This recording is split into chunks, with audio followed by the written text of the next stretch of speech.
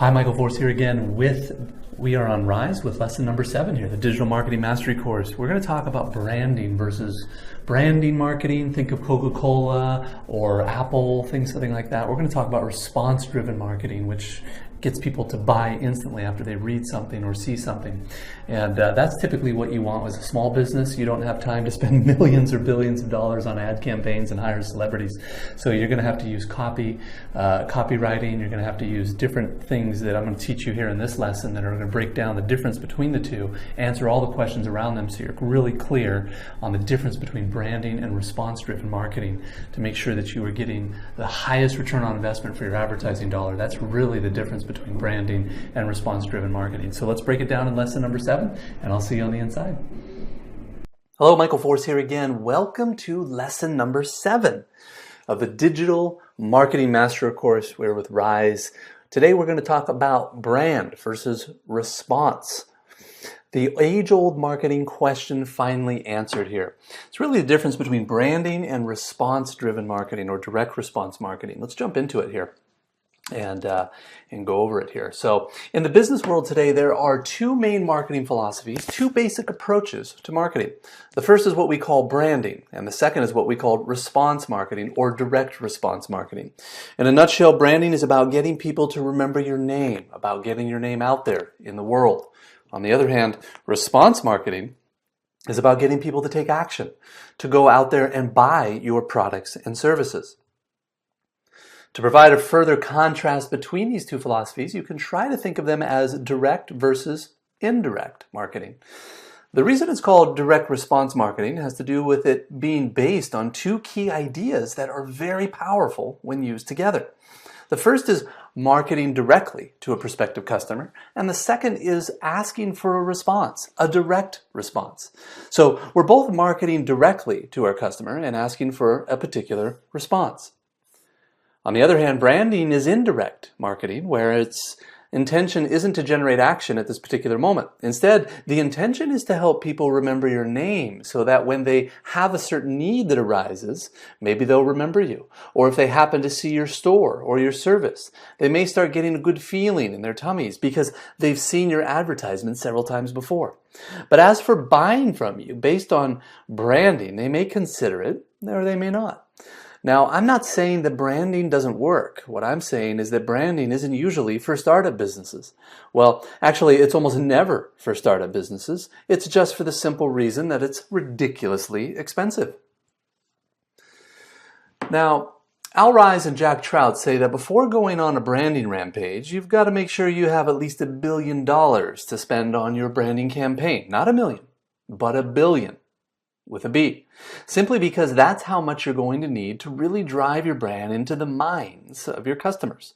On the other hand, in addition to focusing on responses that push your customer to buy, direct response marketing also allows you to maintain the advantages of branding. So if done right, you're still getting free branding anyways with direct response marketing, since you're talking about your products and services and asking for the response, while these prospects that aren't responding are still seeing your marketing and being exposed to your brand. Now, the objective of a direct response marketing, again, also called response marketing, is also conversion, and not that we call continuation. In professional sales terminology, a so-called continuation is when you set up a follow-up or talk about a follow-up, but don't actually make the sale. On the other hand, in marketing and sales, a conversion is when your prospective customer takes a certain action that converts them from being a prospective customer and turns them into a real customer. In response marketing, we're always aiming for conversion, never for continuation. So, why then is branding so popular, and why is it that everyone thinks that marketing is the same as branding? Well, do they think that it's what you're supposed to do, or to get your name out there and make sure that everyone knows your name? The concept of branding is very, very appealing to what we might call marketing chickens. Basically, most people default to branding or to getting their name out there simply because it's the easy road to take. With branding, you never have to face rejection since you never have to directly ask anyone to buy anything. This is exactly what makes branding a very appealing route for most business owners. With branding, you can always blame someone else when you don't take personal responsibility for sales.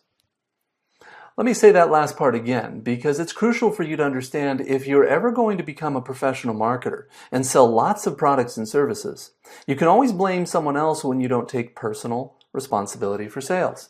Marketing, selling, and getting customers is the key set of activities. It's the primary money-making activity in your business. And when you don't take responsibility for it yourself, it's always easy to blame others.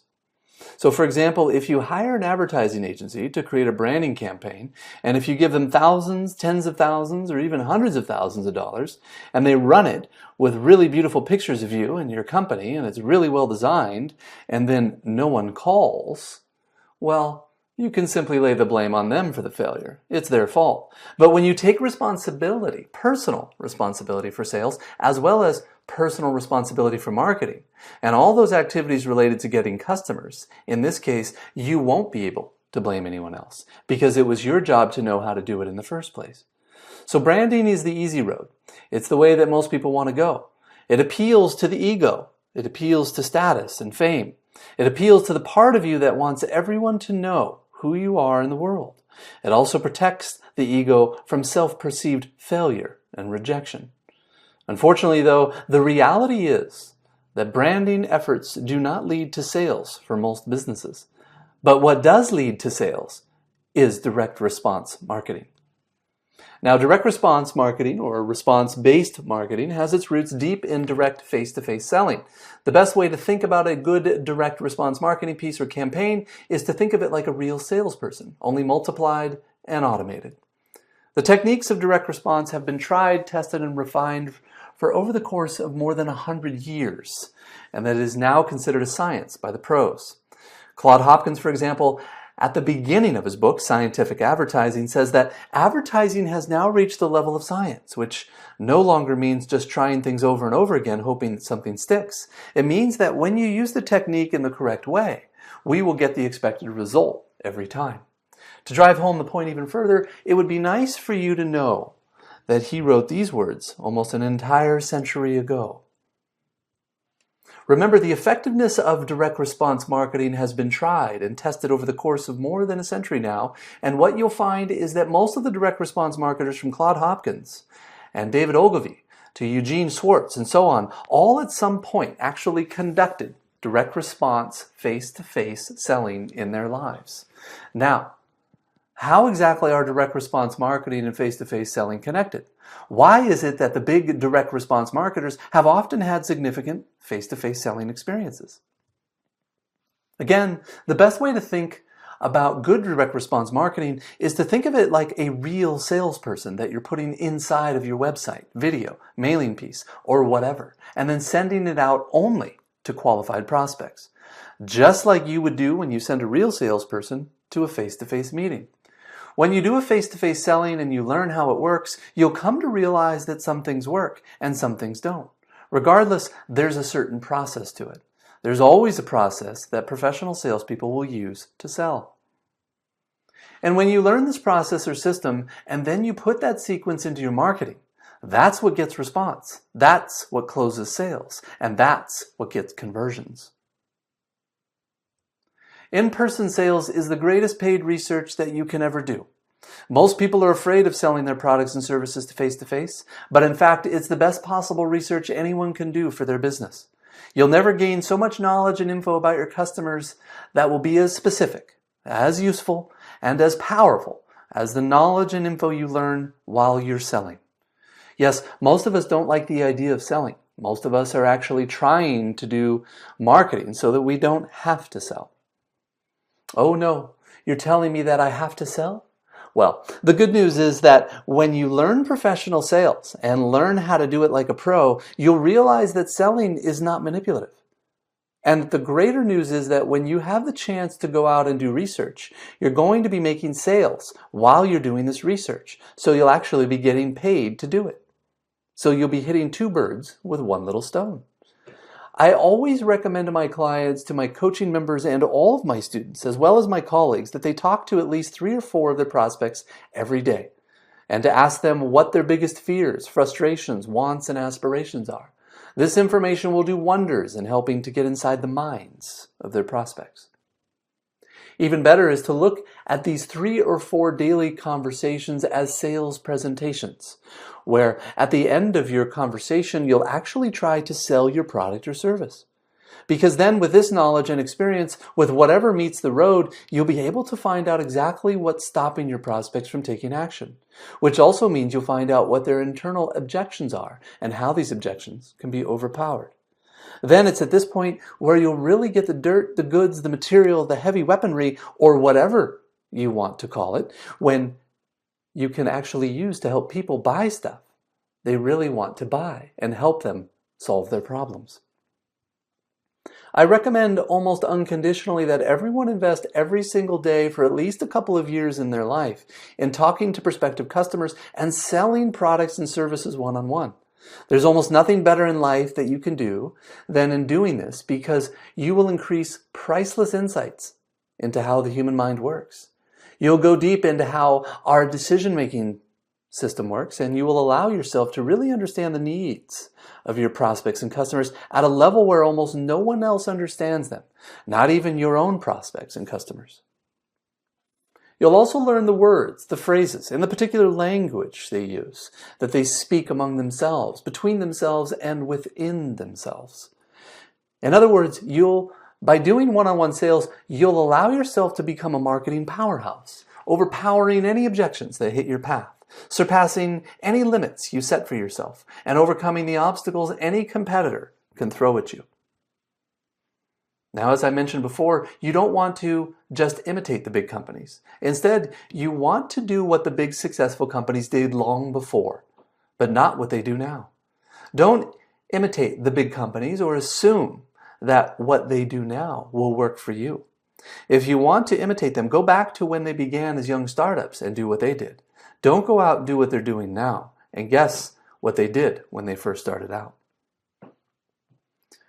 What they did when they started out was usually sales. Sales has got a bad name over the past several decades. Professional selling looks nothing like the manipulative hustling that we associate with the used car salesman.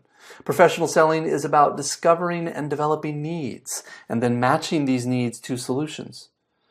For more, I recommend the book Spin Selling by Neil Rackman. If you just go online and type in the spin selling, you'll find the book.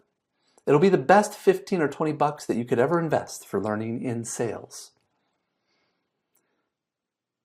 The book's based on real research, and it has an excellent methodology that anyone can follow. I've been using it for years and give it my absolute highest recommendation. And basically what Neil Rackman teaches you inside the book is that professional salespeople are not high-pressure closers or hucksters.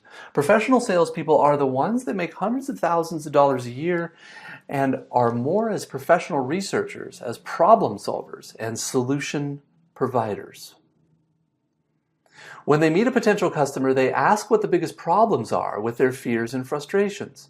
They ask the prospect about the problems that they are causing. They dig very deep.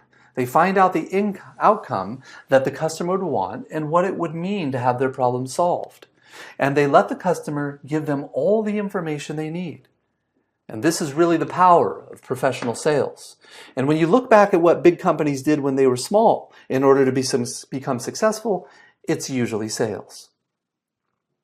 Sales got a bad name, but unfortunately, when you actually learn professional selling, you'll see that it looks nothing like a manipulative hustle. You'll see that it's really about discovering and developing the needs of your prospect and then matching these needs to solutions.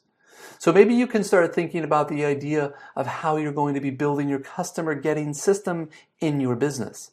And maybe you can open your mind to the idea that from now on, every day, you're going to invest a couple hours of learning about your customers, talking to them, and finding out what their specific fears and frustrations are. You're going to take the time to be asking them the questions to dig deeper, remembering and writing down the words and phrases they use so that you can use them when creating your customer avatar.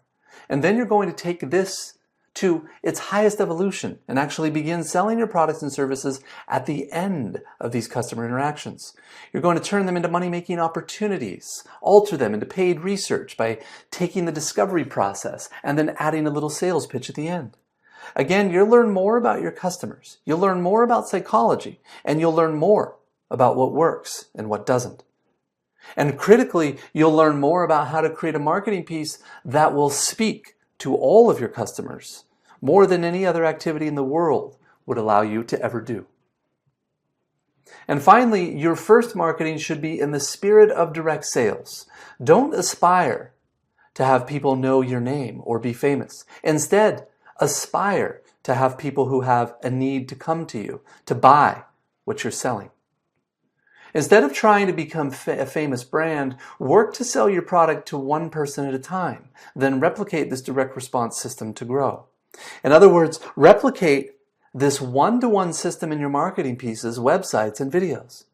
What I'm suggesting you do here is that you crawl inside the mind, the emotions, and the thoughts of your prospects that dive deep into their fantasies and behaviors, and crystallize yourself into the secret world of your customer in order that you get familiar with it. You'll have them become a customer anytime you want.